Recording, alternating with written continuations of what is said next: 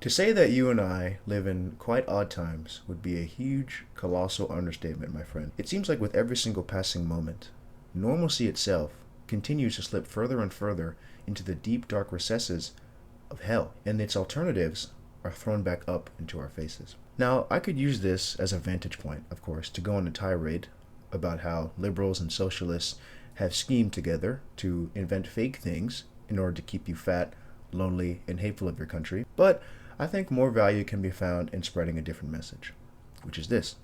We're all being lied to, and we're all quite stupid. You see, everybody, man, I'm being honest, is actually quite stupid. Now, I don't mean that everybody, aside from you and me, dear viewer, is unintelligent and we have enlightened, awakened truth. That's not what I'm saying at all. What I mean is that we all have gaps in our knowledge and our skill set that make it quite literally impossible to truly be masters of all things. Now, me, obviously, I'm something of a handyman, an engineer. As you can see, I've dabbled in Legos, although the thing kind of fell apart. But if you put me under the wing of a Boeing 787, there's little I can do to make sure it stays off the ground. Now, unfortunately, due to some shenanigans that took place in a garden involving two naked people and an apple, we live in a world dominated by pride, meaning man thinks he knows everything and will forever attempt to prove it to his fellow man and to the God above himself. This means people will continually twist the truth or outright lie to keep you in a dulled, comatose-like state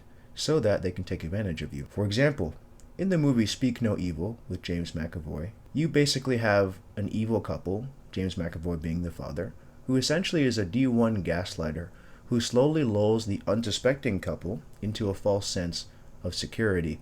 He, along with his wife, make them believe that their intuition and or concerns are completely unjustified and unwarranted as a whole. And I feel that this same thing is happening, but just across different and multiple aspects of our society, different arenas, if you will.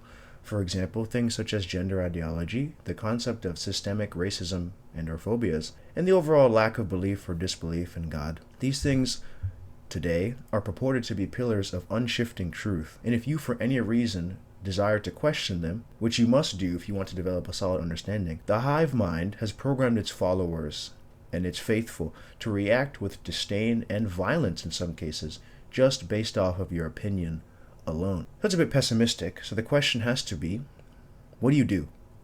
How do you respond? In my mind, there's two roads you can take. You can give in to the demands of the world and believe everything you hear without contest and go about your life and your days. You also could have a healthy level of skepticism about the world around you, which of course would result in sometimes disagreeing with what the majority of people agree and disagreeing with the current status quo in some cases. The choice ultimately at the end of the day is yours. I can't do the thinking for you. I shouldn't. You shouldn't allow me to. That's kind of part of the problem.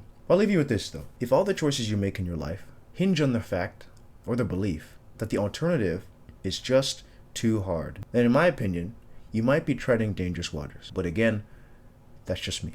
After all, to the man who says he can and the man who says he can't, both are right. See ya.